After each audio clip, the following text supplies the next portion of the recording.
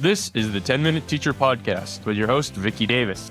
Did you know that the same technology transforming my AI classroom can also power a school's emergency alert and digital signage system? RiseVision does triple duty, saving thousands in equipment costs. Learn how one affordable solution can serve your entire school at the end of this show. So Audrey Watters and I have been in each other's circles for at least 20 years. She is a writer, an independent scholar. She's a prominent critic. And in my view, it's an advocate for the good use of education technology. She's known as edtech's Cassandra. She is recognized for her blog Hack Education, her books, the Monsters of Education Technology series, and the history of personalized learning. I think you've been particularly brave in your viewpoints in artificial intelligence. But AI is a tough thing, isn't it? Let's talk about what our students are saying and how we feel about this. Thank you. I'm thrilled to chat with you. You and I have both been in and around education technology for so long. On one hand, you can see the way in which hype works. It's very easy to get swept up in. There's a narrative that's quite popular that schools haven't changed for hundreds of years. Schools haven't changed, and technology is changing faster than it's ever changed before. And if you don't get on board, you're going to be left behind and your students are going to be left. That story makes us all feel very unstable and fearful, makes everyone feel as though they have to do something right now. But I think if you step back and take that longer look, we don't have to jump from trend to trend every time the technology industry tells us that this thing is happening and it's happening so fast. The world can feel that way. Not sure it's true, right? We can really look and ask questions and not just about what the technology promises to be able to do technically, but we can ask the other questions around it. Who do these technologies serve? How might they change education? What are the political implications, the intellectual, epistemological implications, the moral implications, Yes. right? Is this the right thing to do morally? I think being thoughtful and careful, human to one another in this particular moment politically is incredibly important. Here's the thing, after teaching for 23 years, so much of what I learned from my mom, who was a great teacher, is about relationship. You know, you relate to educate. And as great as the technology is, the most important thing in my classroom is my human relationship with my students. Technology is a tool, but without that relationship, the tech means nothing. I literally saw that up in your neck of the woods in New York at a major company, and they put it on the screen. Technology, AI is the solution for the teacher shortage. And I'm like, no, like that's so dismissive of what we do as teachers, you know? I think it's so dismissive of who we are as humans. The role of the teacher obviously is so crucial in any classroom, but the role of the students in their relationship with one another is where some of the most important learning happens. And this is one of the drawbacks to this push for personalized learning, is that it reduces all of us to this most individualistic level. It's a relationship between a student and the software, not a relationship with one another in which we are all building and working through ideas together. You learn when your peers make a mistake. Yeah. You learn when your peers get things right. You learn from the feedback that you hear, not just from the teacher to another student, but you hear feedback from each other. Technology tends to engineer us and isolate us from that experience, from someone who cares and the community, and learning to care about each other. If we look at this sort of what's happening in this country, I think the ways in which algorithms are isolating us and diminishing our ability to understand different viewpoints, it's all interconnected to some of these things that technology promises to do in the classroom that I think we should ask more questions about. Is this the right thing to be doing? I love that because number one, our kids suffered in 2020. We all suffered. Children suffered. Plugging a kid into a computer for 3 hours a day, it really actually makes me angry because of all the PTSD, all the kids who wanted to kill themselves, all the stuff that came out of that. And so for me, yeah, using technology, and we use AI in our project, but it's so personal because we talk about collective intelligence and how do you work together. And the fact that usually the leader of a group is the person who talks the most, but not the best leader, right? And so last year, for the first time, I had introverts elected the heads of groups.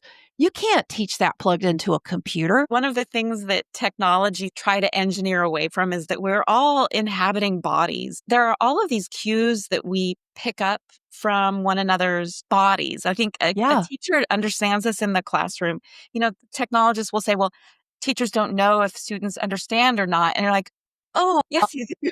It's a human skill. It's a skill that one learns by paying attention to people, and it can be incredibly subtle. We know those things in the classroom, and I think that the students know those things. It's all of these sort of interpersonal, embodied things that we understand through eye contact, through gesture. Technology can't really account for, and it's sort of engineered out.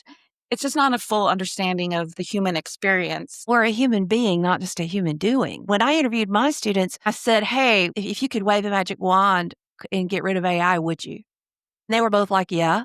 It's not going to happen, but they have a love-hate relationship. They're morally concerned about what this means for us. What are our responsibilities as the adults to help students develop sort of ethical frameworks, moral understandings? There are reasons AI has a huge appeal to students. It's not simply that sort of students are devious or criminal looking for ways to cheat. I don't think we should be surprised. All sorts of people turn to these tools that promise us answers. They promise us something quick and easy, and in some ways that you don't have to be accountable for. If you are trying to express your thinking, your ideas. And this is what we want for students. We want them to be able to sort of articulate and express themselves and grapple with ideas. We want that voice to be honored and recognized. AI is not going to do that. It's taking somebody else's voice from the past. It's very good at average writing, and none of our students are average. That's human. That's what we need. That's what we want. And as I've worked with AI doing meeting notes and AI taking notes for this or that, or even conversing with it in the car, as I often do just to get my stuff out of my head, I find what I dictate to it more useful than what it says back, because it is really bad about leaving out the most creative ideas. My most creative ideas I had about using AI with Excel in this case, it completely left out. Like, I couldn't get it to include it. No matter what I did, as I taught to my students, like, be careful, because your most creative ideas will die in your prompt. My students have always said they felt like they had a head start. I remember the early days of Twitter really gave a head start for the days when Twitter was important. It gave them a season, but it's the thinking and the relating and the connecting that they actually carry with them.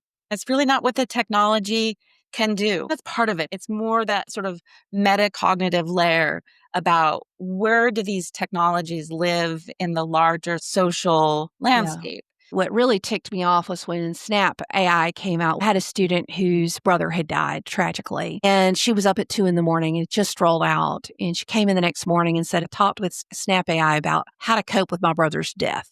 Was that a good thing? We talked about the morality and the ethics, and we got her help. But where do I report that and who's held accountable? That really made me angry. There was no place for her mother to go say, how dare you talk to my daughter about her brother's death?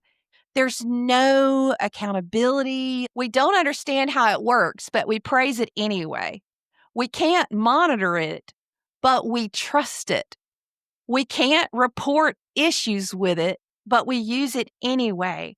We don't know the impact on learning, but we give it to kids. Should we be thinking twice? These are all such important questions about almost all of the education technologies that we use. How are we preparing children for the future? But I think that the idea that we're sold that this is somehow making learning better, I think we should step back from again and ask, what actually are our principles about developing human care and capacity and cognitive capabilities? We should invest in people or we invest in software. We have to provide a space for children to become something before we engineer and foreclose their future with an algorithm that says, well, we've only decided that your future can be this small sliver because that's what the data has predicted. Children shouldn't be tokens that we're just sort of generating out and sending this way. We are humans. School can be a space to develop human capacity, not to develop machines. What do you want your legacy to be? To have endless curiosity, to be brave enough to ask a lot of questions. I love that. That's a great legacy. Your writing has a totally different meaning in my life. I'm a teacher in the classroom, and I do use edtech. Formative assessment to me is the greatest use of edtech. But see, it's still all in my hands. As much as I like edtech, I've never thought that edtech was the solution. And I've taught kids who used no technology. One of my best programmers right now was homeschooled until this year. He's like, I'm not good with computers. Well, now he's my best programmer, but he was well taught. Even without text, there are ways to get caught up. We need each other. Haven't we learned anything from the pandemic? Sometimes it feels like we haven't. We do need each other. I don't like thinking that anything is inevitable. I believe we should have control over the future, control over the shape that our tools take. That said, if AI is going to be a path that we pursue, I think that children deserve a space that is not engineered, optimized, and algorithmically driven. And I think that should be school. The race in AI is basically the race to control the world, because whoever has the dominant AI is going to control everything. I mean, that's the fact. Audrey Watters, I'll link to all her information in the show notes. Thanks for your time on this. Invite me back anytime. Thanks for coming on the show, Audrey. Today's sponsor, RiseVision, revolutionizes school communication. During class, RiseVision has turned my old interactive board into a dynamic screen sharing hub. But after hours in between classes, my same display becomes digital signage for announcements, the social media feed, joke of the day, STEM words of the day, so many other things I've programmed for the signage in my classroom. But most importantly, RiseVision can instantly transform into a school emergency alert system when needed. RiseVision has one affordable solution that serves 3 essential functions for your school, and it can save your school money. Visit coolcatteacher.com/RiseVision to see how you can enhance communication throughout your school. Watch for my setup video coming soon at coolcatteacher.com. Thanks for tuning in to the 10-Minute Teacher Podcast.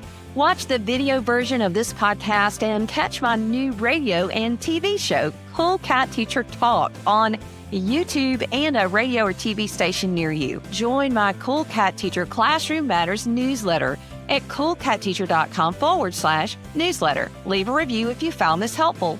See you later, educator.